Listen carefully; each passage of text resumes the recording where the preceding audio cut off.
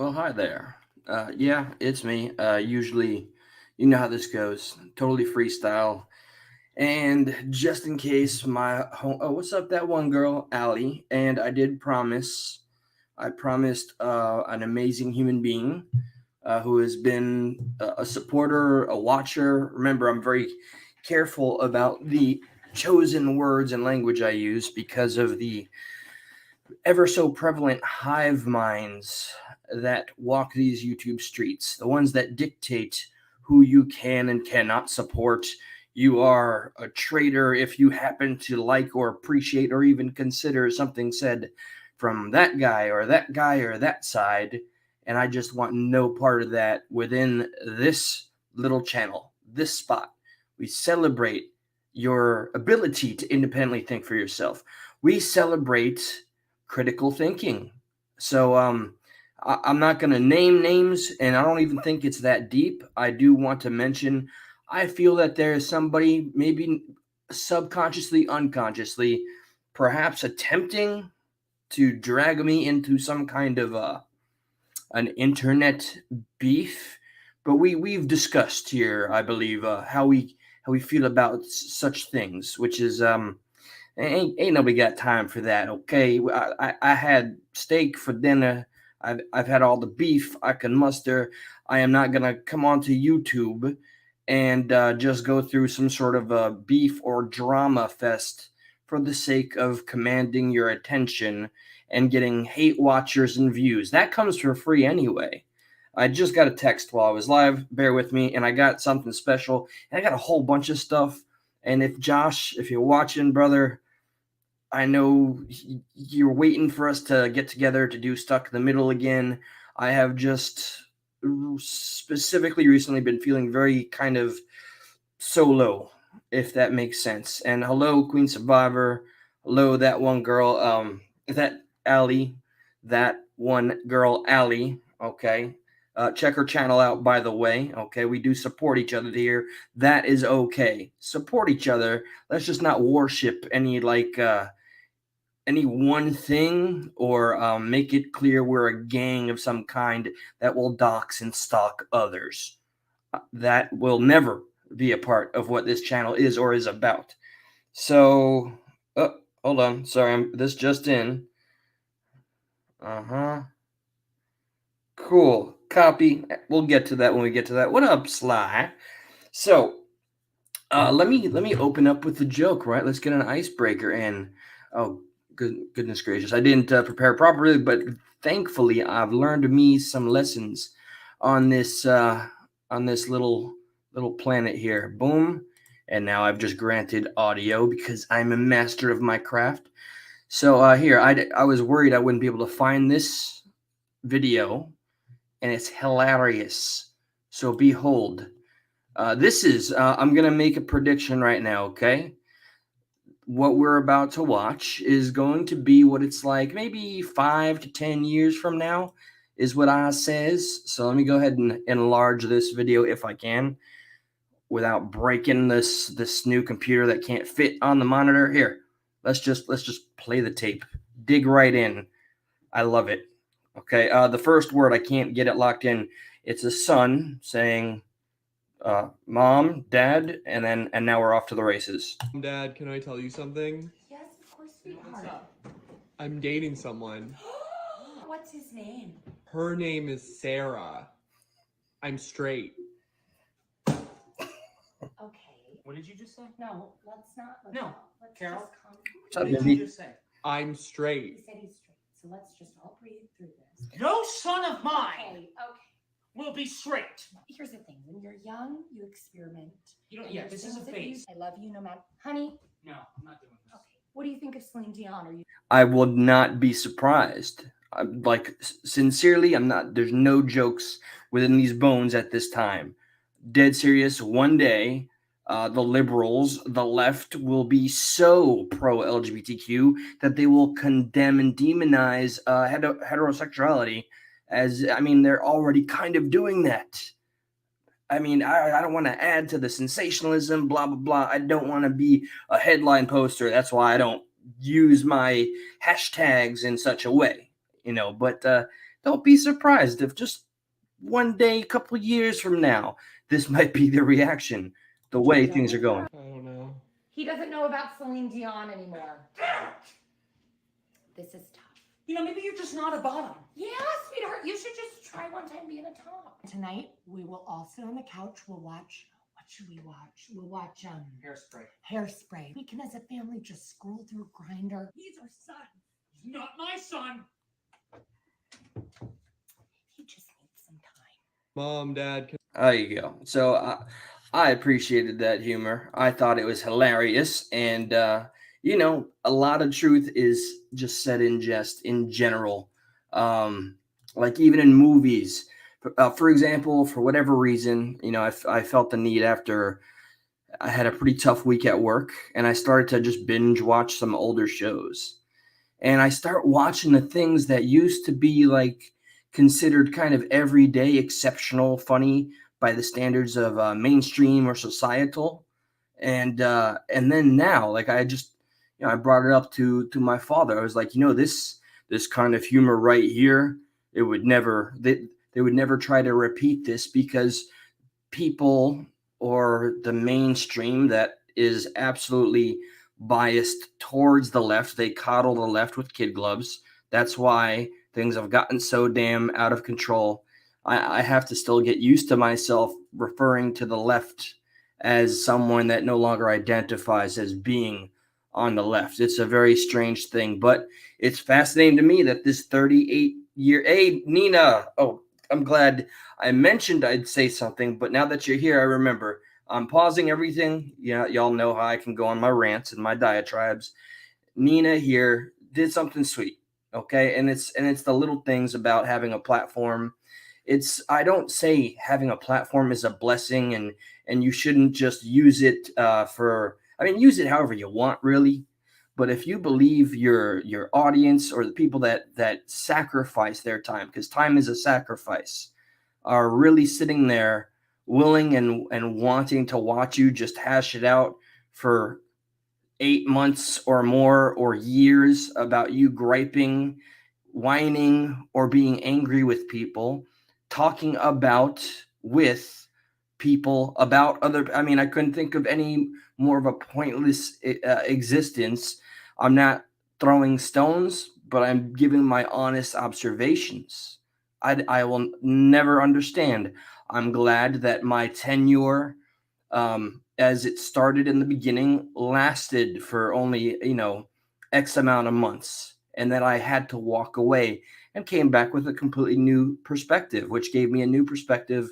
And this is why I celebrate when I meet another independent thinker in a world where it's never more clear, where you're rewarded to think along the same lines as everybody else.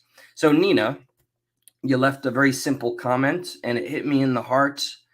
I think it was on a day that was just very rough at work.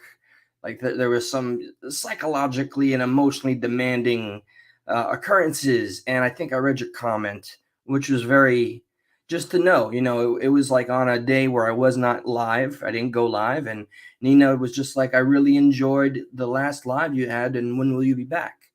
And I can't tell you, Nina, thank you. I've been watching The Sopranos for a long period of time on my day off today. So I'm not going to speak proper Italian, but I just have to give you a Madon, whatever that is. Okay. Hey, let me show you guys a recent, Katie. I do have some great people behind me, even when I seem to choose to distance myself. But the most obscure things seem to get the most views. It's never when I want to articulate an important thought or opinion, and there's some clips that are going to go into some deep stuff where, man, the government are pulling no punches right now, and they're not even trying to hide the fact that they intimidate whistleblowers. Okay, the IRS, how much more federal, how much more fascistic?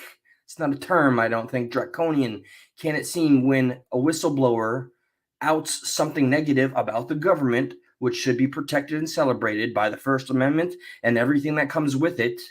And instead, the government's like, well, that made us look bad. Let's go ahead and send IRS to their home. So I don't know if you guys remember Matt Taibbi.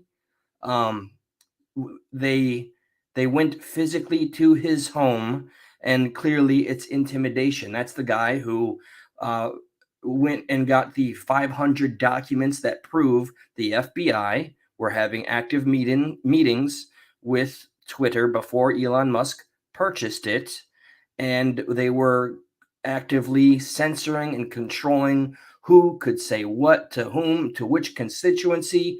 And since then, it's just everything that I see on these hearings that I watch constantly, not just for my own self, but for the things that I think the people need to see. So let me show you guys, since I'm not clever enough to show you on here. I'm sure if I tried, I could. This stupid thing of all things is what has gotten almost a couple thousand views, and it happens every now and again with a short, because sadly we have short attention spans. I can't say you people, I can't say anybody else. I'm sure I'm the same. It's quick, it's easy. We don't want to sit and listen. That's why back in the 90s, Ross Perot wasn't just elected. He wanted to actually do the math and make pie charts and explain how bills he wanted to pass would affect change in the United States. That made him quirky and weird, and he was cannon fodder for the mainstream media, and he was left off the stage. And then we got, what was that, Bush, Bill Clinton? I don't remember. So just a 15-second scene of The Sopranos, okay?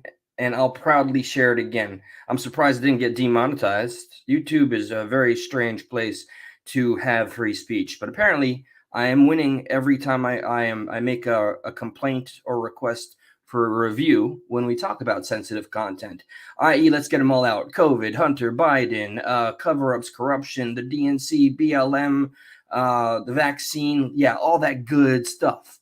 Apparently, I really think we have started some kind of battle, unless it's my own delusion of grandeur here.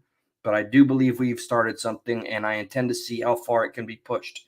This is what gets people's attention. Yeah, I can see that. Just a little scene. Stupid 15-second scene. So that's a crack hole. Got him. Just a little scene. And funnily enough, though, I'm pretty sure, like I'm sure in a movie we'll see something to that effect, but I bet even for cable television, they would be more reluctant to have a scene like that. It's amazing how these crazy changes and sensitivity and emotion, selective outrage, seems to dictate what starts to be pumped into the masses. It's pretty insane to me, but I start to see it no longer as just happenstance. I believe there's a lot of strategy. There was a clip that somebody shared, and I was reluctant. I think I wanted to send it to myself because there's a lot of videos I want to share and give some feedback on. But I don't know. I'll just describe this one, and then I'll share something with you all. This is not triggering, but it's inappropriate, and it should have been inappropriate. It's so inappropriate. You know what? I honestly, I think I couldn't pull it. You know what? I'm not going to bother hiding my screen. It's posted in the stuck in the middle page, I want to say. And this is just I don't understand the standards of school boards anymore. This is why, Trump during a speech will get a rounding rouse of applause when he says parental rights are a priority in this country now. So let me see, and it's by none other than the amazing Shamrock, and I'm looking for it. It is and I can only go off the video, but it's in a school. It is a drag queen twerking upside down on a teenager. I assume it's a teenager.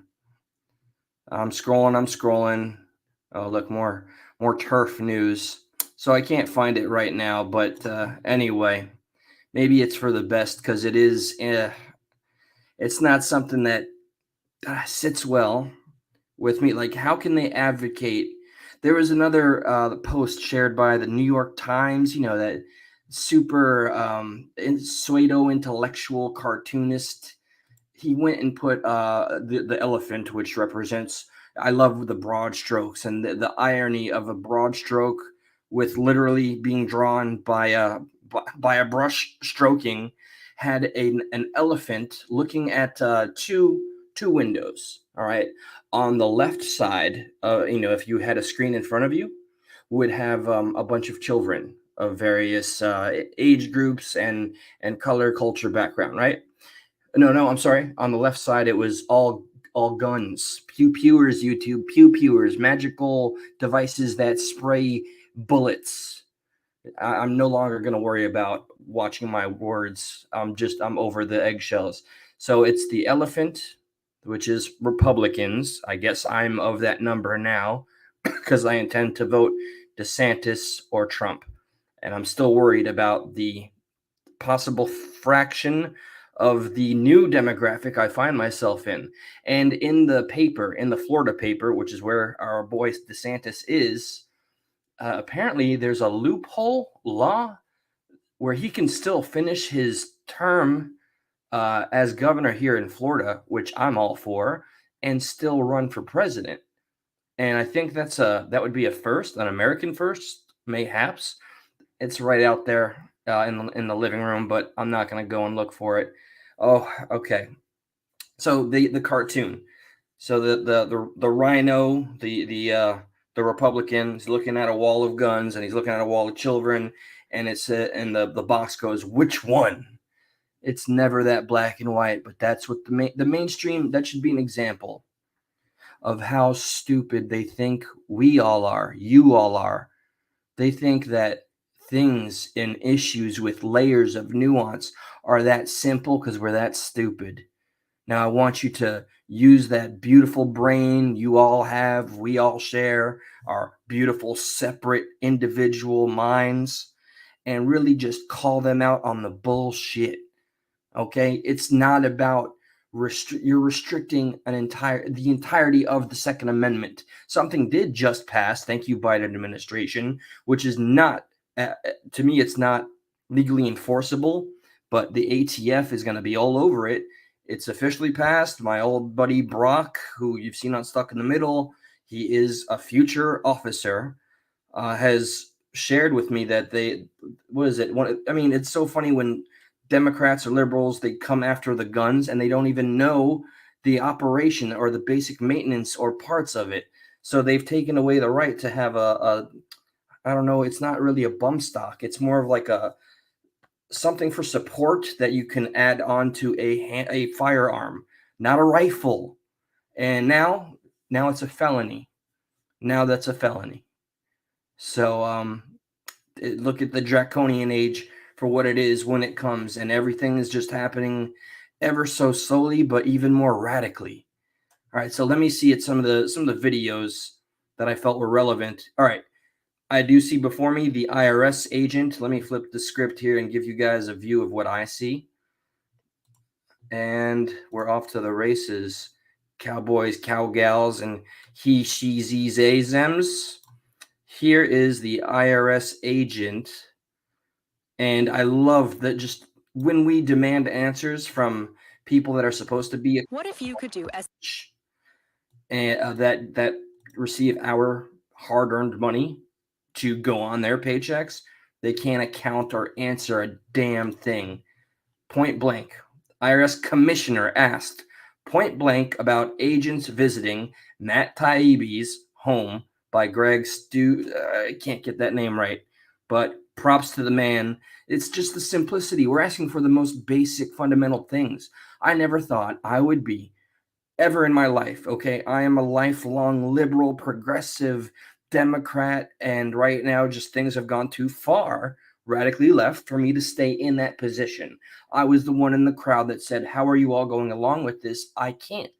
And I still have friends that are still in that staple of sheep that look at me as I've been ostracized, and they make memes, and it's all in good fun, and we're friends, but I know what they're really thinking. They're thinking, oh, look, he took the red pill. We've lost him. We've lost Eli. Well, I wish they'd do some research like this. Okay? You cannot weaponize an institution that we fund against us, we the people. So here's somebody trying to get accountability, which is apparently an impossible task this day and age. This little house right here, this hearing should be packed. We should all be watching, and they should know that we're watching. But they feel we're so disconnected, and we are. In an age where we're supposed to be more connected than ever, we have never been more disassociated from reality and bubbled up. 9th, 2023, the IRS sent agents to the home of Twitter Files journalist Matt Taibbi.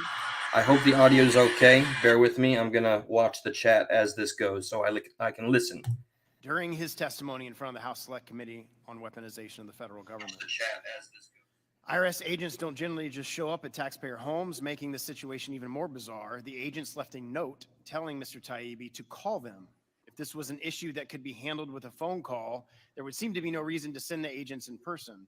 The presumption has to be that this was an attempt to intimidate a witness unless it can be proven otherwise. And think about it. How often has the IRS actually physically paid a visit? An IRS agent that I believe carry a firearm for protection. When's the last time they've actually gone to your home? No, they usually lambast you with phone calls or send you letters.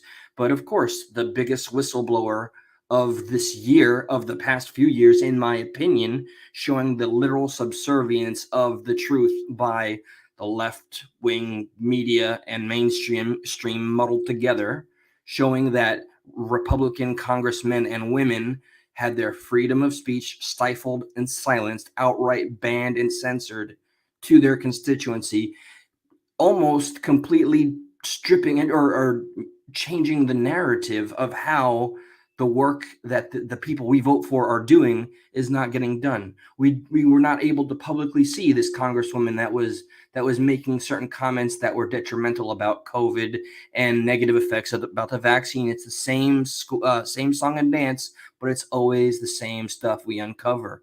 It's what are usually written off as right-wing conservative conspiracy theories, or what they would call talking points. And I love that term conspiracy now more than ever. It's no longer conspiracy theory to me. It's just a matter of it becoming the truth via the slow drip of the media lies. I mean, this is the type of tactics you see in Soviet or communist China. Are you willing to state that there is an appearance of impropriety when an executive branch agent shows up at the home of a witness testifying before Congress, literally at the time while he's testifying before a committee? Even more egregious, while he's testifying. How can you paint this in any way? Let's see the man that's in the chair try to explain how this is not some sort of coercion or some sort of intimidation, because it makes the people in charge look bad. The freedom of transparency should be a wider net, and nobody should be immune. I mean, hell, the private taxpayer, you, me, John Q. Citizen, Jane Doe, we have no privacy. We are literally just data being sold to other companies to be marketed to. That's what we are. Why can't we have the same level of transparency they have on us, on them? Congressman, Section 6103. Oh, I love his soft little voice. I love the timidity of a man called Commissioner. This screams authority, doesn't it? Let me know if the audio is okay, all right? It prohibits me from responding to specific questions to an incident involving a taxpayer. Yeah, motherfucker. Okay, well, did you approve of the visit to Mr. Taibbi's home? Again, same. Who would approve that? What would be the approval process? Again, I would be breaking the law if I. How is it breaking the law? And then it gets even more general. Explain the process. Explain it to us like we're 4-year-olds. Okay, you're the teacher. You're the man that is being paid by us. Okay, allegedly for us. Explain it to us. And here's a public hearing. Will not disclose it. Even so, after he uses the codes that are pursuant to the questions, he'll default to I don't know. I'm getting up to speed on things. I asked a question specific to a specific incident of a taxpayer. Okay, well, let me ask you this way. Is there any incidences with any taxpayer that you would have to approve the involvement of? Either an agent going to their house or approval of an investigation? As a general rule, The IRS commissioner is not involved. So in- who would be? Is Let me see if I can do something about the audio. I'm sorry that it is as low as it is. This new computer thing has been a freaking upward climb.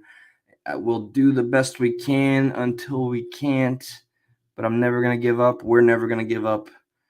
And apparently that's at 100. Still working on it. See, if I do this. Oh, if I can have both speakers. Let's try this real quick. a general rule? As a general rule, we have IRS personnel that work to ensure that individuals are complying with the tax code. So for example, if they don't file, we will send a letter. If they owe a debt, we will reach out with a letter. I think it's important to understand it, a very broad sense, without commenting on any specific taxpayer. The IRS reaches out in multiple ways to educate taxpayers while ensuring. To unearth, we have not ruled out the fact that this may in fact be a woman. As you know, in the great age of 2023, you cannot assume any genders any longer. Hell, don't even assume species. I don't even comfortably want to say that that is a human woman. Okay, so let's just, for safety's sake, assume that is an upside down pineapple that has SpongeBob living inside. I feel much safer making that assessment than I do saying that's a man or a woman. Okay, so upside down pineapple, SpongeBob lives inside, says. It fairly enforces our tax. Well, obviously, there's got to be some type of approval process for investigations, right? So, like, whether it's Mr. Taibbi or whoever, what is that process within the IRS? And are there instances, depending on the profile of the taxpayer, that you would be involved? And if you would not be involved, who is the approval process for opening an investigation, going to an individual's home? How does that work? This is somebody who was elected asking an IRS commissioner what the fucking process is. What kind of a tap dance are we going to get? And watch at the very end when he finally gives a semi-forthcoming answer. Look at how he hands it off to us like he did us some kind of goddamn favor. Okay, again, making sure that I'm careful. I'm speaking completely generally here. Yeah. I did not mean, okay, YouTube and mainstream, I didn't mean to say he. I meant to say the upside down pineapple that has SpongeBob, the talking sponge, living within. I do not mean to offend any they, them, z's, zays, sherms, or germs, and any self-identifying bacteria in the process. I think I would like the opportunity to get back to you on the specifics. So you can't, as you sit here right now, tell me how the approval process works for opening an investigation on a taxpayer, going to their home, an agent showing up at their home, any of that. You can't give me any specifics on that. I will offer, as a general matter, one important clarifying point. Thank you. You will offer at a hearing where you could be charged with perjury, I think, where you're not supposed to lie, or you wouldn't be able to get away with it. You're now going to just offer us a little bit of an answer that should be very public to every taxpayer. Sure. Thanks, bud. Thanks for that pat on the back. Attaboy. I mean, pineapple, SpongeBob.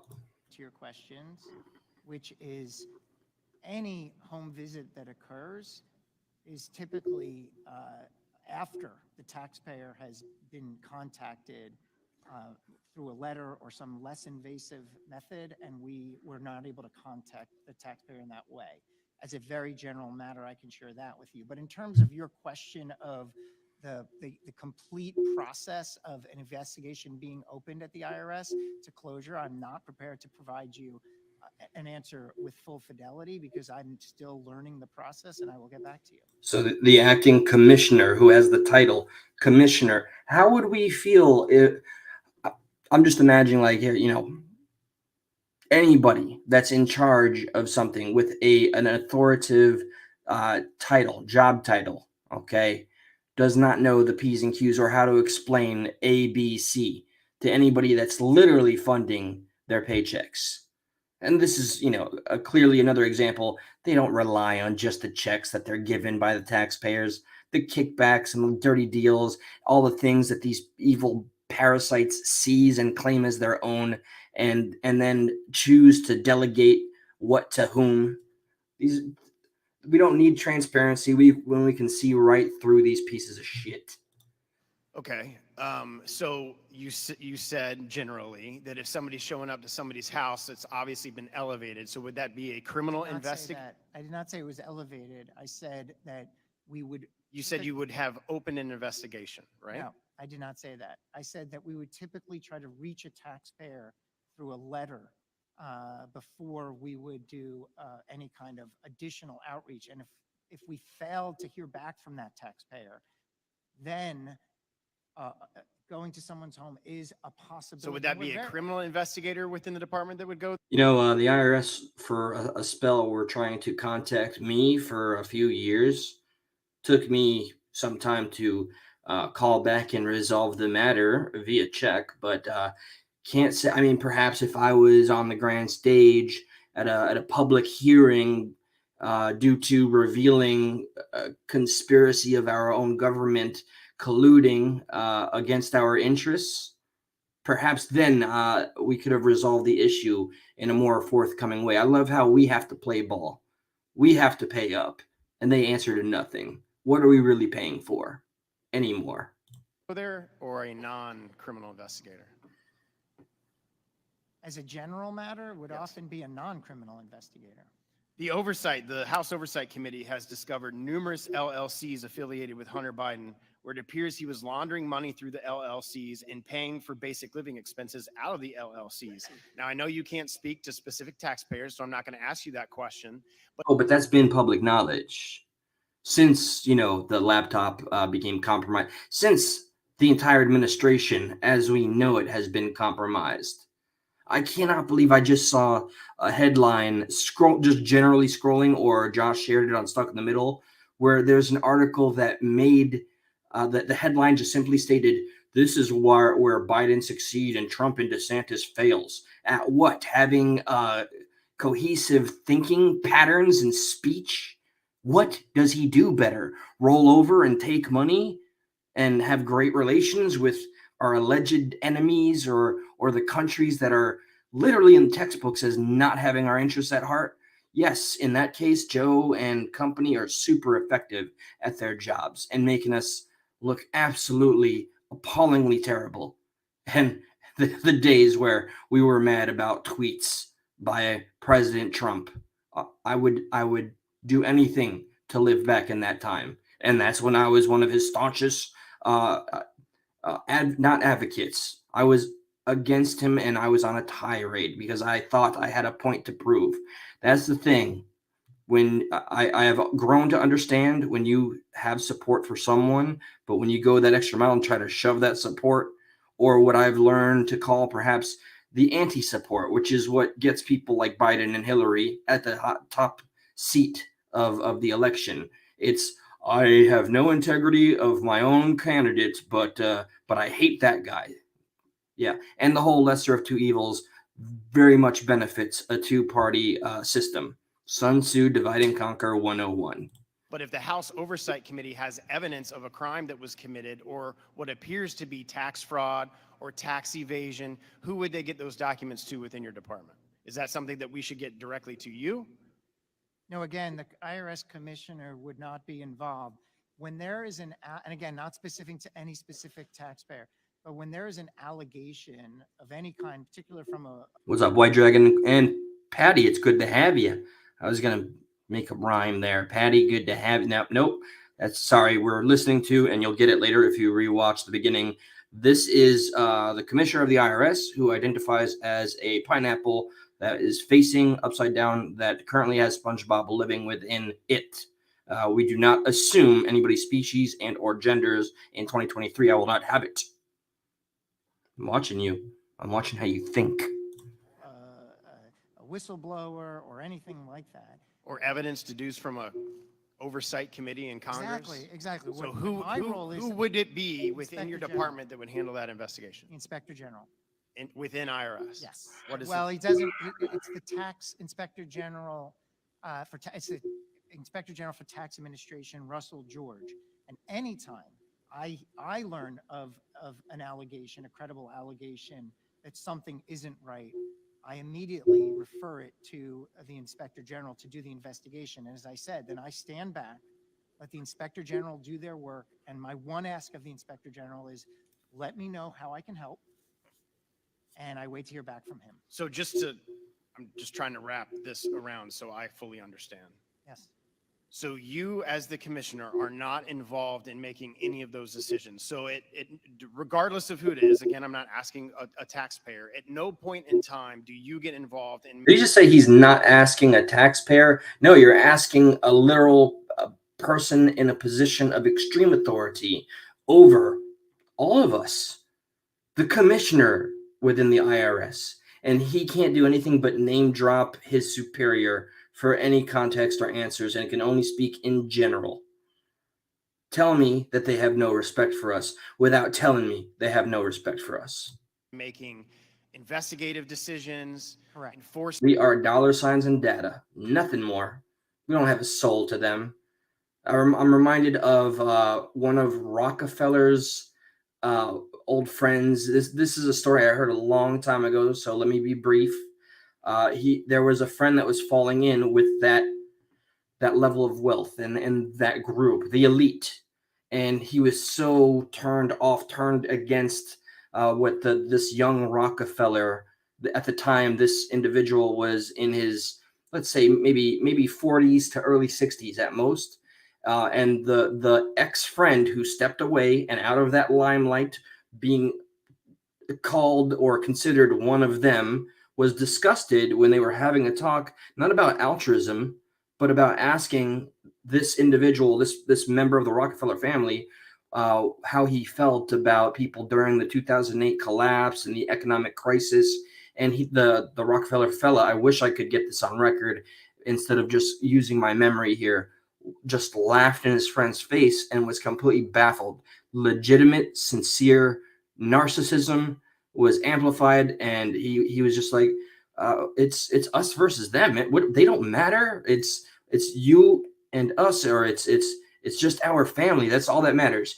I can't make clear with any amount of words. I remember the response, and it was so disgusting, so deplorable, the lack of empathy, sympathy, and compassion that this man in one of these elite rich families had for his fellow man and countrymen, that this man became a whistleblower and went to a mainstream headline to talk about this. He was questioned about it. I forget the context. This was in the early 2000s, and he was so disgusted that's when their friendship had ceased. When he was describing like how confused his then friend of that very wealthy family was about why he seemed to care about other people, us peasants that just pay our taxes, and hopefully maybe if they don't take it away from us via legislation right from under us, enjoying our pensions too. So yeah, that sticks out, and I rant. Decisions and your testimony here today is that's the IG and only the IG. For when there's an allegation of wrongdoing amongst an IRS employee. All right, hold on. Yeah, his name is To Unearth. Yeah, IRS agent 001. I expect you, yes, track his IP, liquefy all of his assets immediately. Yes, I know. No, it just appears to be a speaker, but we have specific technology so we can fool the. Come on, they're sheeple, man. They're just sheeple. If they make under, 8 figures or something, they're not human. Okay, they're coming for you now. I hope you're happy. Get what you wish for. This guy, this commissioner, he's gonna be like, excuse you. Do you have a name? Your name is To Unearth on the YouTubes. I'm here to intimidate you. I don't know why I gave I was gonna say Mr. I don't know why I gave the pineapple with SpongeBob inside a lisp, but damn it, it's my channel. Employee or an allegation that requires additional investigation, but I think we might be talking past each other. If there is, I'm not talking about internally. I'm talking about a taxpayer. We need to wrap it up. Oh, I love it. I think we should take this offline. But again, I will. Wait. What did he just say out loud? Is that hit? Was that some sort of? I'm looking too deeply into this. I'm too analytical and pessimistic. Is he just advocating for we need to take this like off the air, speak in private? This is a question regarding something that applies to every taxpayer in America, which is the majority of the population, minus those who are somehow able to get away with massive tax fraud or whatever with our open borders. You can listen to a Trump speech because he doesn't hold back, which is why it finally gained my respect when I figuratively took this is the problem with the liberals within my family and within my circles.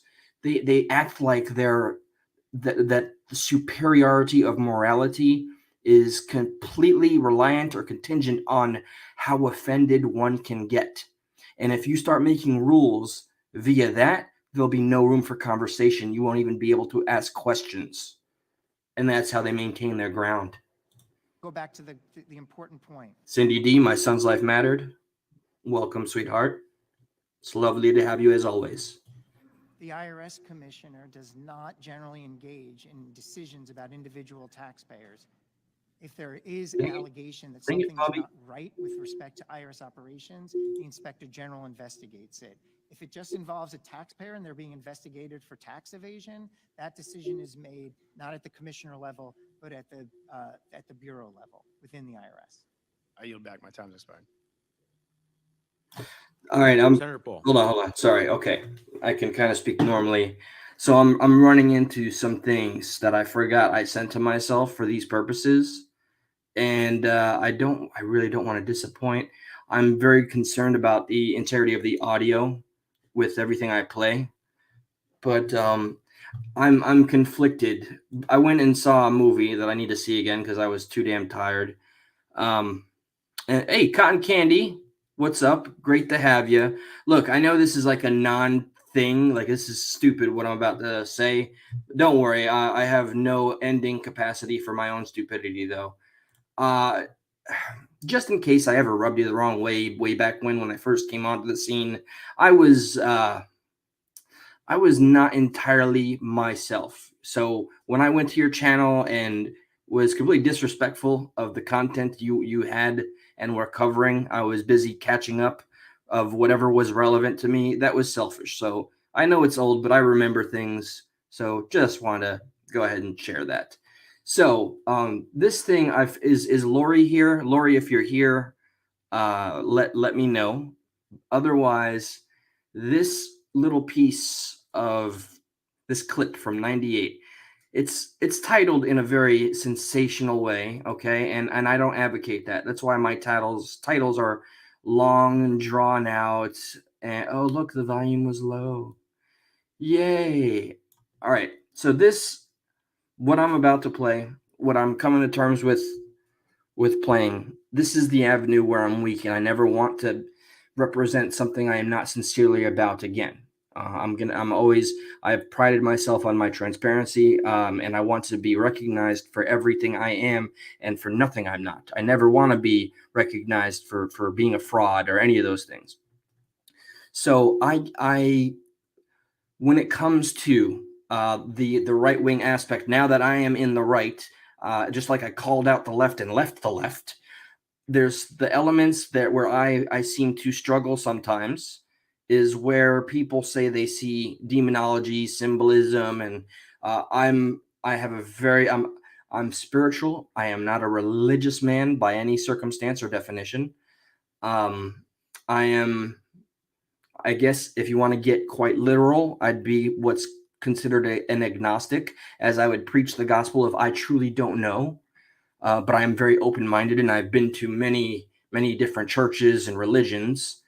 But with that being said, I do acknowledge, though, that there is symbology. That there's weird, like, look at the what is it? Not even just the skull and bones. Well, the thing that Alex Jones broke, Bohemian Grove, things like that. I can't ever wrap my head around. So I do believe there is, to the core, there's something evil. I just don't have the full context or what really the evil truly represents. It's just strange to me. So there's a lot of discussions in the future that I'm looking forward to having now that I'm kind of looking at these things with new eyes. So allow me to share And remember, look, not of the blood, but I am technically half Jewish. Okay. I was baptized Catholic. I became a Christian, and then I went everywhere from, I think, like 2 months as a Satanist, a nihilist. I never was officially a Wiccan. I only had a Wiccan girlfriend, and atheism, Buddhism, all the isms, and then I'm just where I am. And that's a conversation I'm more than willing to have on another day.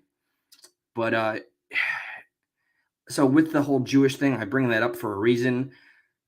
I remember when Mel Gibson got in all the trouble he did. Oh, I'm sorry, I didn't click the correct icon for you guys to see this title. Mel Gibson, 1998, exposing Hollywood in subtle ways. So he hints at some stuff, but I have to bear in mind that perceptions and sometimes when I refer to a religious background, like if you were taught religion from birth and raised in that, I guess I kind of was. I do use the term indoctrination, and I mean no disrespect by it. But if you're taught something from birth to wherever you are in life, I can't really think of another phrase. So let's see. Let me see if you think he is saying more than he's really saying, or if he's saying it in plain English.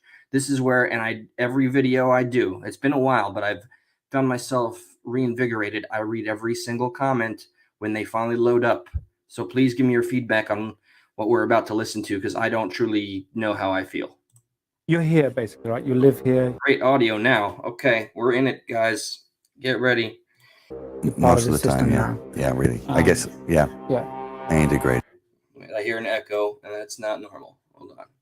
Hold on. The Illuminati and the IRS just tag teamed, and they're going to break my stream. And that's just because they're going for unearth there. That's why. All right, so full screen. Yeah.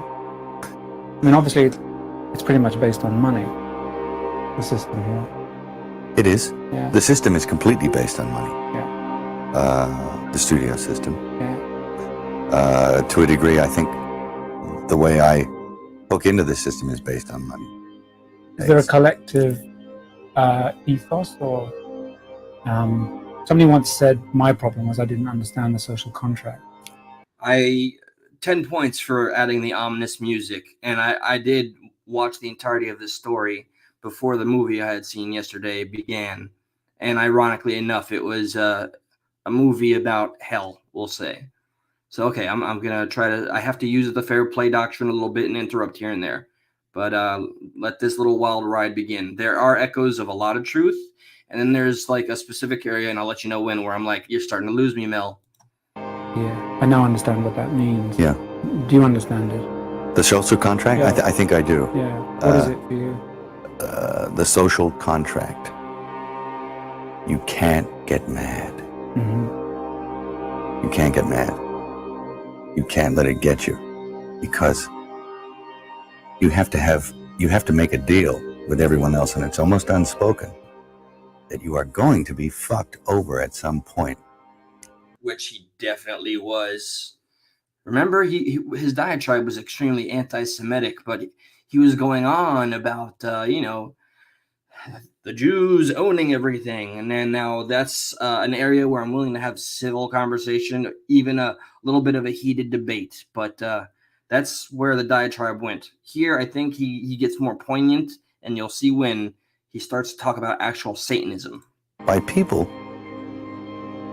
who you may have done something nice for. Mm. And it may happen that by circumstance, or even very purposefully, that you fuck someone over. But that shouldn't get in the way of you being able to sit down and have fun with them. Am I on the right track? You can't build a resentment about it. You have to still try. Okay, sorry to interrupt again. Ironically enough, it feels like he's describing what it's like just to be an independent thinker with a mainstream arm and fist like extended against you at all times. Like I can empathize with feeling like, yeah, you can engage and function. Just don't get angry. Don't get angry at the things we say that are okay, that may morally conflict with you. Just stay in line. That much I relate to. I love those people Yeah. because that's the way they're thinking. Because it ain't personal. No, it's not personal. They don't really mean to hurt you. No. Not really. I don't quite understand. Well, I mean, there's a lot of motivations for why it happens. Yes, many. I mean, money will make you do stuff as well, won't it? I mean, Yes. them, us, Yes. you know. Yeah, well, whoever. If there's many millions riding on a decision, it's hard to be philosophical. Yes. Yeah. Yeah, very, very hard. Very hard to be, you you have to choose what level of integrity you're coming in at. And Okay.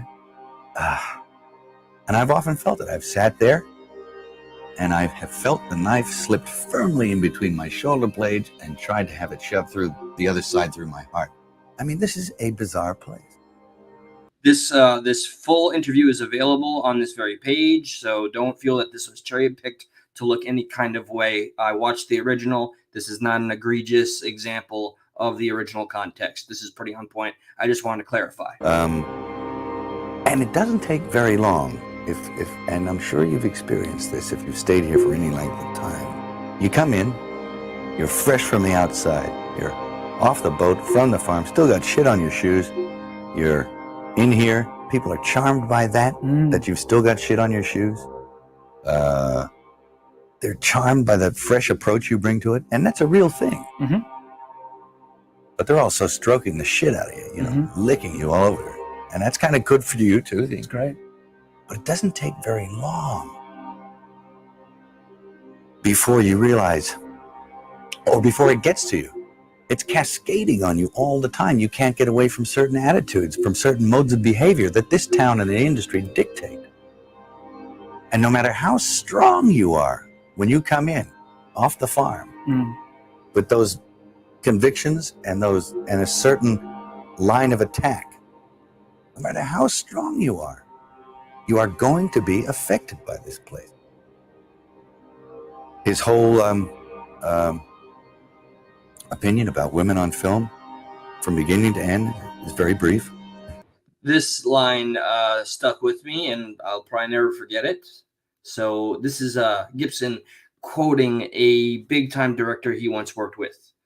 He says, women on film, either naked or dead. Both is better. What's up, Jay? Jay, man, I learned later on, you're a part of the Inner Circle podcast, man. I just want to show you the appreciation and love and likewise support. I'm going to make you a mod. And it's like, whoa, whoa. The man has got a spiritual malady for a start. I mean, the scary thing is that I think a lot of people think that. Maybe not to that extreme. There are people, well-meaning people, and you'll know within 15. Yeah, see, I shouldn't have interrupted there. Let's hear that one more time, and I'll fast forward again. I mean, this is what the director, this is when he was the brown-eyed, bushy-tailed newbie from the farm with some shit, shit kickers on, basically an everyday man. And then something built up and broke him clearly. He may have had some backwards sentiments, however, he has and will have, we have every right to say what we feel. And that was used to cancel him, and that shuts down dialogue. So let me hear again. The same Hollywood that canceled him is the same one that said women on film, either naked or dead, right? Hypocrisy. The scary thing is that I think a lot of people think the man has got a spiritual malady for a start. I mean, the scary thing is that I think a lot of people either naked or dead. Both is better. And it's like, whoa, whoa. The man has got a spiritual malady for a start. I mean, the scary thing is that I think a lot of people think that. Maybe not to that extreme. There are people, well-meaning people, and you'll know within 15 minutes. To anybody in the chat in real time, while we have the beautiful ability to communicate openly and freely, I personally feel, while that is still a mainstay, or perhaps just victims, I guess, are portrayed differently, but I think in more recent years, women in film have taken a different role as not only the victims, the argument whether they're exploited or not. That's not, I'm not the one that's going to be the arbiter of right or wrong there. I mean, sex sells, we're humans. But just let me know what you think, and if you think it's still relevant today. Women on screen, naked and or dead, both is better is the quote. If this is a person you want to work with.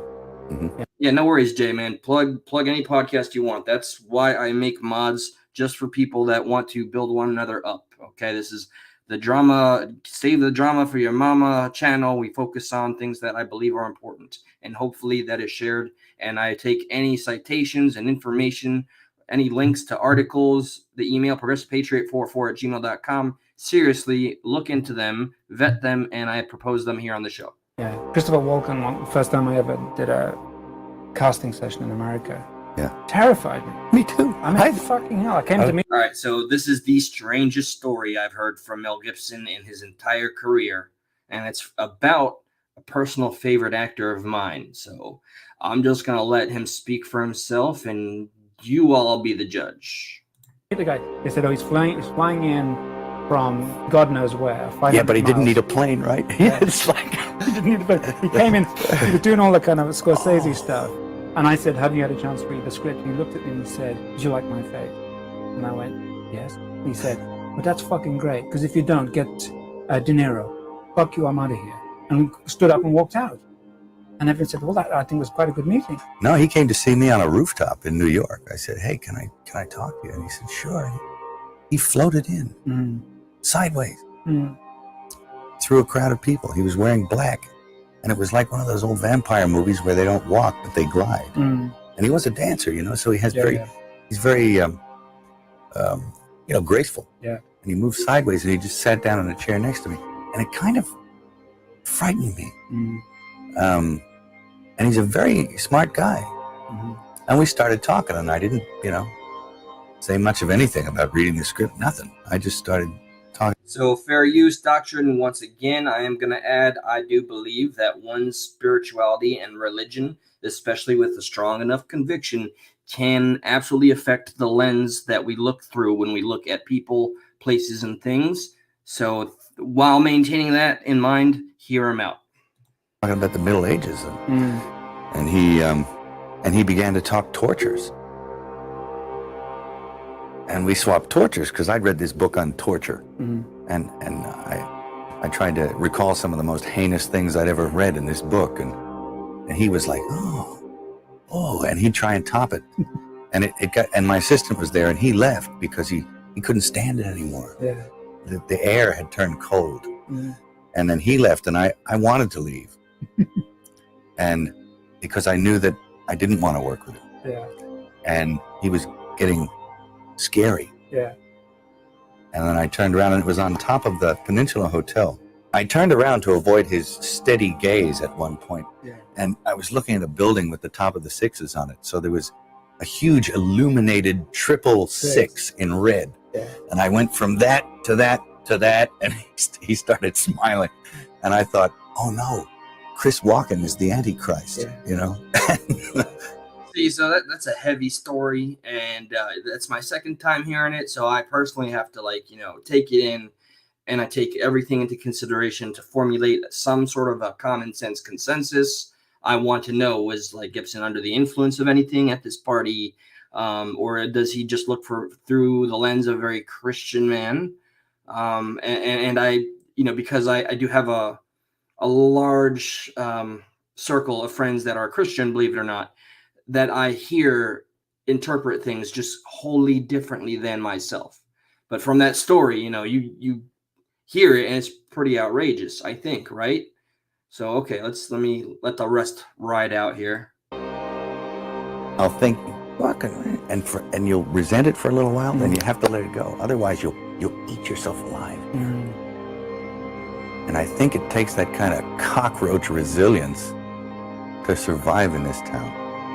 When I came over here, I was in my mid-20s. Right. The first time I really came over here. I had a whole bunch of weird paranoid suspicions about what the hell was going on, because there was a lot of stuff I couldn't understand. Right. Yeah, no, don't get me wrong.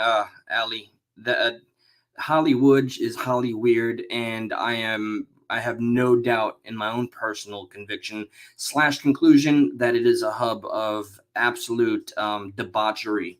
Meanwhile, they try to be the virtue signalers of the good people of these United States or of the world. They try to be the ones that are paid to tell us messages of positivity. And it's laughable because then they'll go up there and do the most whatever heinous thing. And all the things that have been uncovered and what Hollywood has always been involved in. I'm not even going to watch my words anymore. Okay. Like Kevin Spacey, Epstein's flight log, celebrities going there on a regular basis. I'll openly talk about this without fear of any repercussion. The Tom Hanks, Isaac Cappy issue and that strange story. I followed that one to a T, to the letter from beginning to end. And I know how I feel. I get such a mixed reaction when I see him appear on a movie. My family, they watch me grow up loving his movies, and they wonder why I wince when I see him.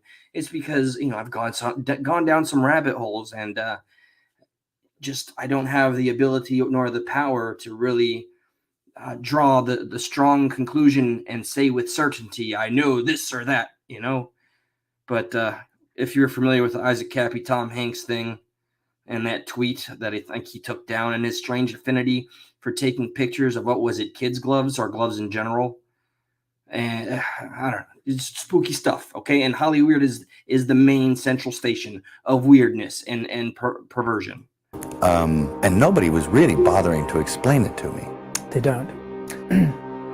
And I think, shoes, that's right. What do you think about that, Unearth? Do you think maybe he learned that people were watching and it caught up with him? I don't know what kind of deduction to make, but I didn't know that he stopped tweeting. When he moved to Greece, that's when things really took a turn for Strange during that period. But the big, dead switch of Isaac Cappy when he was finally no longer among us, it was strange footage, but ultimately it wasn't what was, I guess, promised. Such a fascinating and strange story. And I formed a bunch of opinions about the town and about the people in it that were like, surely that couldn't be, because a whole place can't be like, Weird Town, where the stranger wanders in and all the people are in the bar and they all shut up when he looks at them. Mm-hmm. And they tell you don't go to the house on the hill. And it's like that. Mm-hmm. And then you go away and you think, no, I was wrong. I mean, that's insane thinking. I'm paranoid. I imagined that stuff. That couldn't be the reason for why so-and-so was acting like, could it? Mm-hmm. And then you find out later on the track that you are exactly on track. Mm-hmm. That describes, in a nutshell, to me, how, a lot of things start with skepticism, with COVID and how it was relayed to us. And then how, our rights were immediately stripped away and as slowly as possible given back to us. And we were somehow indoctrinated to thank them somehow. Thank you for relenting on the restrictions that we didn't ever have on us in the first place and trying to force feed a vaccine into our bodies that we never wanted in the first place and halting our economy. Thank you. When you thank your own captors, you're in that the patients are running the asylum. With a lot of this stuff, not specifically on track, but that you could, that some of your worst nightmares were real at the time, and you think, Now this is what I mean by actually starting to swim up or downstream with the rest of the salmon, eventually, if you stay here long enough. Yeah. You'll find yourself doing that. And you have to, there's a way of doing it without doing it. Mm. That takes time. Mm. And it takes relaxation. Mm. Not being uncomfortable about Not being uncomfortable, realizing it for what it is, projecting. and understanding what it is. Once you understand it, well, then you're not afraid of it anymore. So you can just walk around it, through it, Mm-hmm. and then get on with what you tried to get on with in the first place. A place like this can humiliate you. Mm-hmm. And it can humiliate you, it can be humbling. I mean, it does rip your life to pieces if you'll let it. Yeah. Very, very prophetic for his career. This was in 98. Passion of the Christ came out, what? Was it 2002? And it was like immediately shortly thereafter. It was when the audio of him going on his diatribe of being anti-Semitic with the officer, how he just broke into that rant. And he was under the influence. I mean, there's context that I don't recall. You know, why would anybody go on a drunken diatribe or rant like right after they're taken out of their vehicle? And like, I don't know. It's so old that sometimes I agree to revisit things with a fresh pair of eyes, see if I can have any different thoughts that I didn't have that I've had already, to see if there's any stones that I didn't turn, you know? And it seems Hollywood is a very slow, evil, forgiving place. It seems that, you know, his cancellation has kind of semi-faded. He's not quite back into box office material, but he's able to maintain a title again. It was really right there on the cusp of when he started directing his own movies that the full-on cancellation of Mel Gibson took place. I'm going to have to revisit the audio. I can't keep on saying it's insanely anti-Semitic without knowing everything he said. Something I'm going to go look back on. And I'm in a strange mood when this brief little bit of clip ends. There's something I've always wanted to look into with some of you here. And I've covered it before. It's just, it involves the Clintons and a lot of name Podesta, spirit cooking lady that is strangely connected to a lot of celebrities and a lot of powerful politicians. So anyway. And it's always pounding at the walls. It's like these little guys. By Sandy D, My Son's Life Matter. That is an OG right there. She's been with us. She's been supporting me on this podcasting spiel for years now, before I was on this channel. So much love, Cindy D. My Son's Life Mattered. These little heathens with no soul downstairs with horns on their head with a battering ram trying to like beat your walls in. Oh, if that's not disturbing, I don't know what is. I mean, the music adds a certain ambiance. Do I want to do rabbit hole real-time research, or do I want to play a clip? If you guys have an opinion one way or another, if and when you're deciding right now, I'm going to do a little DuckDuckGo real quickie, because I can never remember this creepy lady's name ever. And if you know it offhand, please feel free. Hook a brother up. DuckDuckGo. Yes, I know it's an internet search engine. Thank you for that. Should I test this out? You know what? Screw it. Real time. Let's see if Google takes it to me immediately like DuckDuckGo normally would. It is the spirit cooking phenomenon lady. She makes cakes that look like children. I'm not even gonna mince words. They look like human beings. She makes food that is meant to simulate that of a human being. Remember, was it Podesta with all those strange pictures in the back, and her relationship with the Clintons? And I don't get it. All right, spirit cooking lady. What the hell is her name? Spirit cooker. Marina, there it is, Abramovic, Marina, and thank you. See, I know I'm in my tribe when I can say spirit cooking and y'all jump up on here. Here's one of the okay, they're not holding back. There's a menu, I think. Or I'm gonna read this out loud real quick. It's just immediately right at the top right of Google. Abramovic, Mariana, spirit cooking, 1996. Mix fresh milk from the breast with fresh milk of the sperm.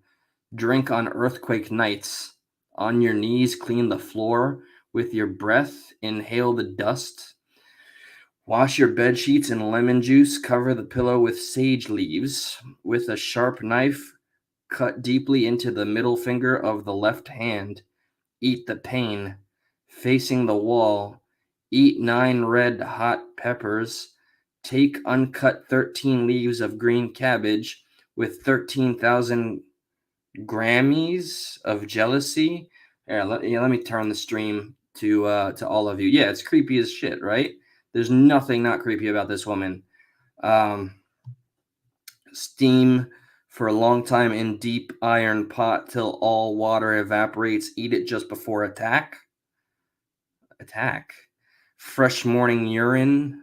Sprinkle over nightmare dreams.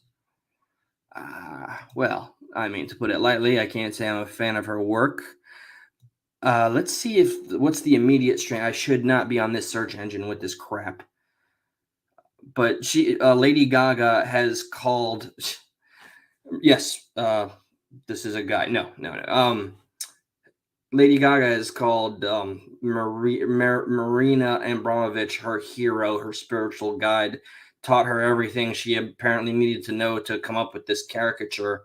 Lady Gaga. She would talk about how she would sit naked in a lake for days and days.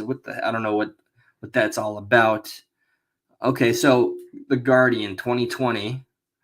And the alluring title, I am an artist, not a Satanist.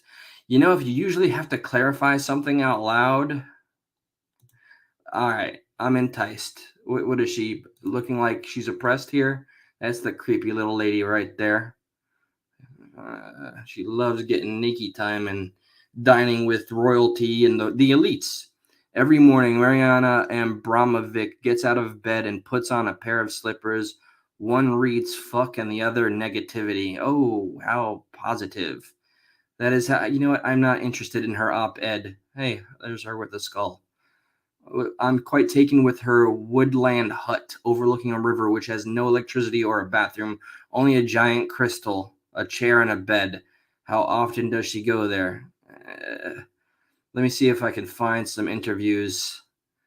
And because, on Rumble. Oh, yeah, this is the lady that, I forget, like, she would charge insane amounts, but she would be in these art exhibits where celebrities from all over the world, Jay-Z went there to just stare into her eyes. That's it. That picture right there, she would sit there for hours, and people would just pay or wait for a couple of days to just sit across from her and stare into her eyes. That was the entirety of the exhibit. Sorry, I'm reading. Yeah, she does put blood on everything. And, this is a fluff piece, is what this is. I'm looking for something. Okay, you know what? Oh, don't get me in trouble. I want to see one of those strange foods she's got. Here we go. I recognize this because it's floated around. And I'm on Twitter. Okay. I recognize this pic. I think I saw Gwen Stefani in front of a human-looking cake. There. You guys probably cannot see it as well as I, but that, I believe, is Gwen Stefani. That is, oh, yep, okay. There's what appears to be it looks like a child's head. And there are stacks of bodies with a Christ-like figure on top of it.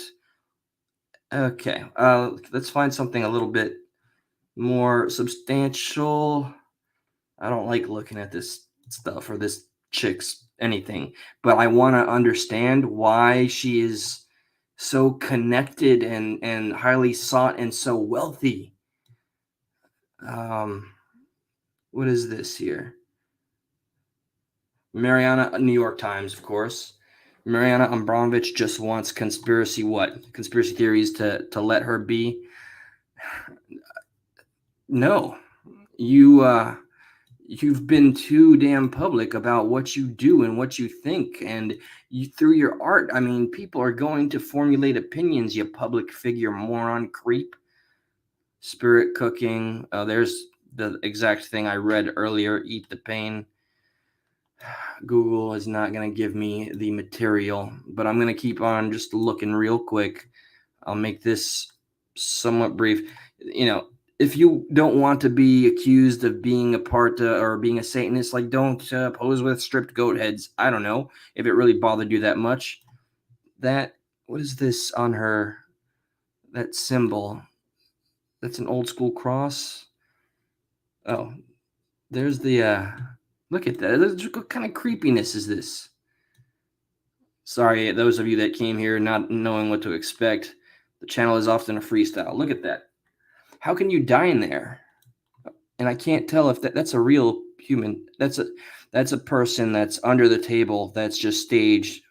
People with money do strange things. Crazy bee, indeed. We're just looking at insanity that learned to monetize itself, basically. Crossover moment. Not interested. Oh God, I hope that's not Sia. Hold on, I'm gonna do a brief little glimpse. I just don't, man. Art is a confusing medium, and it is just stagehands, people that offer themselves as art. It really makes you wonder how far they've gone. Why would I don't understand? I remember this exhibit, the naked sushi thing, eating off the body. Let's see if we can find a quick video on YouTube. Again, I know we never know where we're gonna end up when I hit that live button, but hold on. Mariana Abramovich. Let me get a copy of that name. Because last I checked, YouTube still had something somewhat useful about her that can also condemn her, the celebrity Satanist. What they don't want you to know. Here's the Lady Gaga thing I was talking about. Screw it. Let me see. This is just, she's going to sing her praise like she worships her. Of freedom. Hold on. Sorry. Okay. Let's lower that. Advice to the young. Did I go to the... Yeah, I did. Of freedom. Sir, go back. Hold on. I'm going to turn that off while she... Okay, this is her work in action. Jeez, I'm starting to sweat. In New York. I was just speaking about her today. I am obsessed with this woman. She is so incredible. Okay, now I'm going to lower it. Is that blood and My question feces? for you is, it's quite abstract. Who creates limits? We do. We create our own limits. She is a limitless human being. Just with that.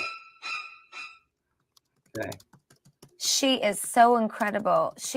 I went to go see her exhibit at MoMA. She is such an incredible piece of art in herself. And she is limitless. Okay, yep. In every way. Felt like statue that she's painting to be covered with something that would appear to be blood, and sometimes she's known to use actual real blood. Raiden brain that I do not possess the psycho limitless theme. brain that she does. Gaga, we can't get, the frequency's weird and, it's sounding a little bit strange. And I'm like, if you don't get this right now, I swear to Lucifer, I'm gonna, I get a little bit mad. Do you have a kitchen on the bus you cook? There's no kitchen on the bus, but, we'll stop in certain places. And by then I look at her and she is so free. We'll look at certain places. She's sitting right now for like 3 months in MoMA all day long. And she's just in a state of nothing. Yeah, okay, psycho. I get it. Of freedom. She goes somewhere else. And to be able to do that, you have to be limitless. And you, for yourself, she did this one piece that I think is the most powerful. I never got this far into the video, and I remember why. I'm convinced that's real blood she uses. God, with the freaking... What? I don't understand, okay. So she's trying to say something with the art. I just... And it's when you are around someone like Marina that you, as myself, a self-proclaimed pop performance artist, want to go home and slit my wrists and I am nothing. I have achieved no sense of art. She is so boundless, and she did a piece, I think it was in Germany, and she laid on a table and she put out all of these things, a gun, condoms, sleeping pills, booze, ropes, all sorts of things on this table. And there was a sign basically that just said that the museum goers could do as they pleased to her. Oh, that's right. Yeah, she allowed herself to be completely touched and harmed by so-called art aficionados. Okay, all right. There's not much to be learned. For this Lady Gaga has no enlightenment that any of us do not already have. She wants to embrace and celebrate and worship Mariana Abramovich. Have at it. And I'm sure for more than likely, most of you are pretty up to speed. But if you're not, it's good to know what's out there and just the odd connections that this woman of all people happens to have with high society. It has always been something that has plagued me as quite strange. And I am looking as I scroll. The videos that used to be ever so prevalent are no longer so high and up for grabs. A search on Rumble would definitely bring something. All right, maybe one more video, and then I'm gonna call it. What was it? I wanted something that's not quite what all hell breaks. Oh, I hope the audio is good for this. Okay, this is a good one. It's a doozy. Hold on. Let me wait for the commercial to pass.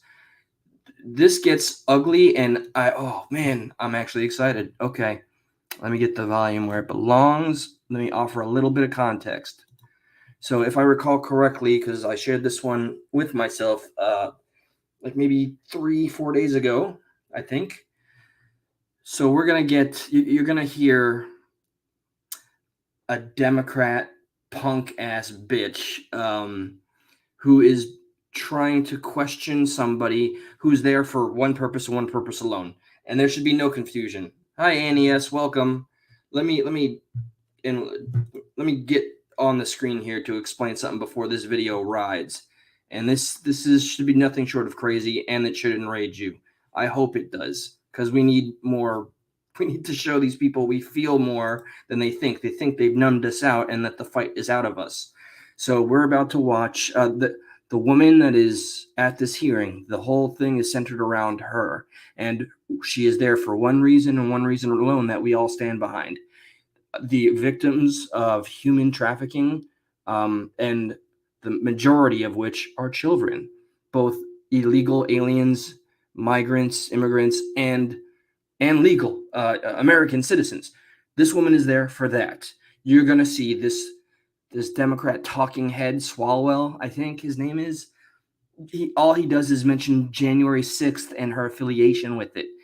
This pisses me off. It's going to piss me off again. I'll try to withhold my outrage, and I'm going to play it for you all to see now. Yield back. Audio is not as strong. Mr. Swalwell. Thank you. Ms. Rodriguez, welcome, and thank you for coming today to testify. Sorry. Ms. Rodriguez, were you at the Capitol on January 6th? Was I at the Capitol? Yes. No, sir. I was on the premises outside of a reflection pond, waving a flag. So you were on the Capitol grounds? I'm not sure if that's technically Capitol grounds. I was near. Look at the damn title of the hearing. As it was live, Judiciary Committee holds hearing on exploitation of unaccompanied alien children. Why is this man, Swalwell, punk ass mother, why is this man talking about her tweets, her pictures, and J6? This is why I left the party. This is why I walked away from the party. They do not want to engage in the substance, and they'll sugarcoat it with any kind of distraction or virtue signaling or whatever, okay? Believe it or not, that's one of the strong reasons. That, and I feel like there's no representation. Let's watch this shit show ride. Near the street. Is this your tweet right behind me at 3:05 on January 6th, 2021? I really do not know. Are you at Secure Border TX? Yes, sir. Okay. Can you see that picture? I can. Mm-hmm. Did you go any farther than where you were in that picture? No, sir. Did you ever cross any police barricades on January 6th? Not that I'm. Now, why would a Democrat who has been shown evidence of being compromised, you're right, by the way, I saw someone mention that, want to entirely pivot and make the trial that's about child exploitation not about child exploitation? Who would that serve? People that, I don't know, maybe exploit children? I know that's quite an allegation, and it's only suggestive and it's alleged, but why in the hell would you change the topic to this? Scoring political points with your little party? I'm aware of. Did you ever see any violence on January 6th? No, I did not. I did see a red flare go up. I don't remember the time, but that was about it. I did not encounter any violence. As a matter of fact, it was quite peaceful. I was involved in some prayers the day before.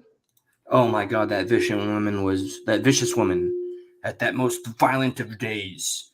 She was praying, somebody get this woman in chains quickly. And somebody get the guy that's a pineapple with SpongeBob that lives inside to check on her home for misappropriated taxes. I don't know. I got nothing. This just pisses me off to no end. Just got to relive it one more time. You can do this. So January 6th, over 150 officers were injured. One lost an eye, one lost a finger, one lost a life. But you didn't see any violence. No, sir, I did not. That was not my experience. You agree, though, that violence against police officers took place that day? Sir, I'm not quite sure what this has to do with the exploitation of children, like the young girl who wore this band. Sure. I guess, you were called, you publicly tweeted this, the majority knew that you were on the Capitol grounds on January 6th. And so, your credibility is, just as every witness, including the Democratic witness, is fair grounds for questioning. And so I guess my question is, you are aware that violence took place at the Capitol on January 6th. That's what the media says. Do you believe the media? Inherently, I do No, not. about January 6th. About January 6th, I can only go by my personal experience. And I absolutely, if waving a flag and praying outside of the Supreme Court and standing outside waving a flag on public property is a crime, I'm not quite, again, I'm really not sure what relevance. We have children that are being raped using our taxpayer dollars. There were I'm not not waving- quite sure what this has to do with me waving a flag has to do with. You were among a crowd that Mhm. did commit violence. And my question for you is, and I accept your word, you did not commit any violence that day. You didn't see any violence that day. You see how desperate he is to try to get her to bend the knee and be like, do you agree with the media? And if she doesn't agree with the media, well, then those assuming, I guess this man's so out of touch that he believes that the mainstream still has some kind of hold on the majority of Americans that are paying close attention. And to you, Mr. Swalwell, we are, and fuck you very much. Okay? Nobody's bending a fucking knee here. Okay, certainly it's not a lie. It's not made up that 150 officers were injured. But my question is, to your credibility, will you condemn the violence that took place against the officers that day? I absolutely condemn any violence, including the violence that is occurring at our southern border using our taxpayer dollars. Absolutely. Okay. And did you tell the majority before they invited you here that you had participated on the Capitol grounds on January 6th? Did I tell the majority that I waved a flag on? Did they know that public you grounds? had been at the Capitol on That January 6th? was not a question that I was asked. No, sir. Because it's not fucking relevant to her cause, her issue, you fucking shill. And as it relates to January 6th, you also posted a tweet that... She did a great job, Patricia. She's doing a fantastic job of maneuvering his bullshit, trying to just get her up against the wall and just broad stroke and generalizing is far easier for the moron than it is for an intellectual to talk about substance or the literal topic that everybody's convened for. Way to waste your constituency's tax dollars and ours. Encourage people to attend that day and, quote, fight for Trump. Do you remember writing on January 1, 2021, imagine over 1 million patriots screaming, fight for Trump. Think Congress and the Supreme Court will hear us. When you say fight for Trump and then there was actually fighting, physical fighting on behalf of Trump. Sir, What did you mean? Are you stating that I tweeted that? You don't remember tweeting? No, sir, I honestly do not. Okay, so on January 1, 2021, you sent a tweet. It's almost like he wants to go back to the days where all we cared about was like, oh my God, look what Trump tweeted now. That tactic failed then, and it's not going to work now, you dumbass. It said, imagine over 1 million patriots screaming, quote, fight for Trump on the 6th. Yeah, you know. Congress and SC, which I believe is Supreme Court, will hear us then. Hashtag fight for Trump. Your testimony is that you did not say that. I'm saying I honestly do not remember tweeting that. I was not very active on Twitter. Well, you also tweeted at 4 o'clock, I just got home. You said, I just got whole safely. I think you meant home. At BWI Airport, is the gate filled up with those of us with Trump A stupid little ad hominem way to try to discredit the person that he's talking to. gear on and several Army soldiers? All right. Your time to boarding. Our gate was surrounded by airport The gentleman security. yield for a moment. No, I will not yield. So you tweeted regularly throughout the days leading up to January 6th. You asked people to fight for Trump, and then you took a picture of yourself near the Capitol. So I just want to know, when you say fight for Trump and people ultimately fought for Trump, do you regret those words? Sir, I do. The second one that you just read, yeah, because that was a very traumatic experience. I couldn't understand why my gate surrounding and in BWI was surrounded by guardsmen, and how we as a whole, everyone that was on that plane, were threatened to be removed. I could not understand, because again, I did not experience any type of violence. As far as the first one that I would have to go back and look at that. I really do not honestly remember tweeting that first. I'll make sure we give it to you. Now we're going to hear from the only other rational voice, and I'm so glad it's here and on the record. And I just want to correct. I said January 6th for the BWI airport. It was January 7th. I just want to. January 7th was when you tweeted about Mr. BWI. Nels. Thank you, Mr. Chairman. Ms. Rodriguez, I apologize that you had to, you're here for a hearing on the border. They don't want to talk about a border. Mr. Swalwell is down there. Obviously, everybody knows he's made some comments.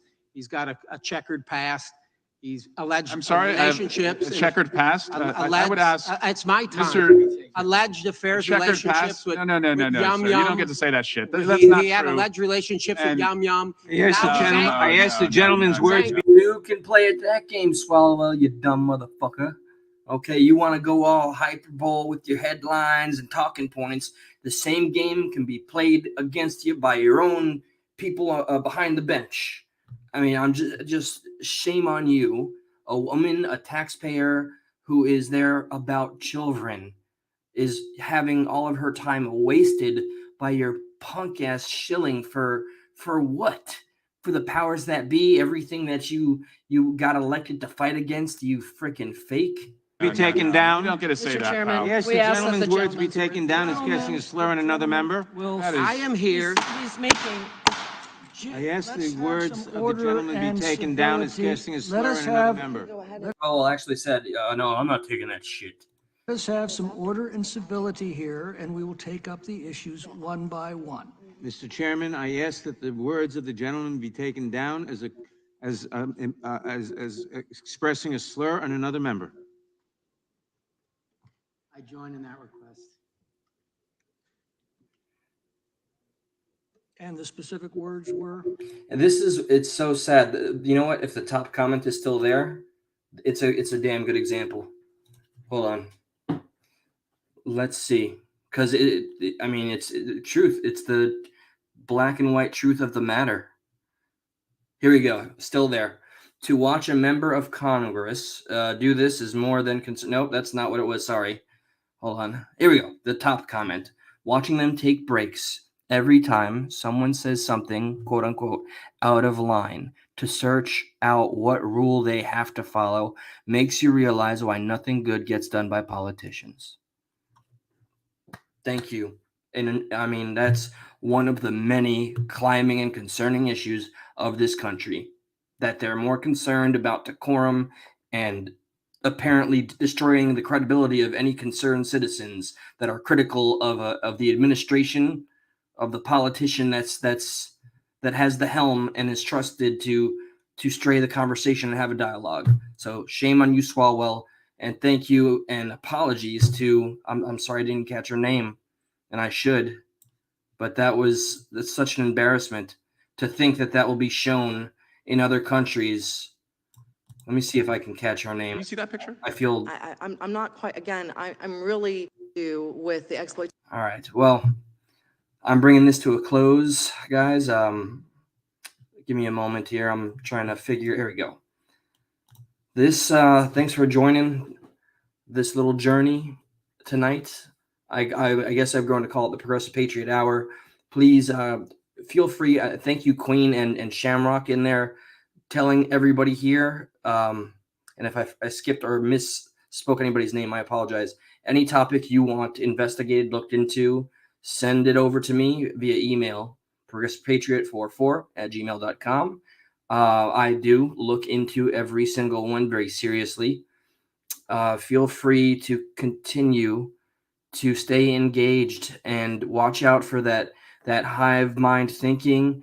Be dangerous enough and have enough integrity to stand against the tide, and don't always go with what's easy. Go with your heart. Go with the truth. The truth and the pursuit of it is never the easy route, but it's the only route that's going to give us any sort of salvation. A term I'd never use. But this country is in dire need of help and attention and leadership, and we're in a very confusing time. And I wish I had a more positive outlook on what's to come. So we need to stay very, very fixated on all the events and all the bills, especially the ones that are bipartisanly passed. Remember what Lindsey Graham did, outed himself as a co-sponsor of the Patriot Act 2.0, which is just stifling free speech and taking more regulatory power of us, the United States citizen, on the internet. Once they take that away, the slippery slope applies. What else can they take away? They've already succeeded in stifling the Second Amendment just days ago by making a simple stock for a pistol a felony charge to own. So if you own one, congratulations, you're a now possible felon. I hope things improve, and that starts with us one by one. Let your voices be heard and celebrate that voice. Y'all take care. Thank you, Jay. Her last name is Rodriguez. I'm going to do a little backtrack. My goodbyes are long, so we'll cut it short. Good night. Take care. Love one another. And let's do our best to get this country back on its feet, because it has fallen.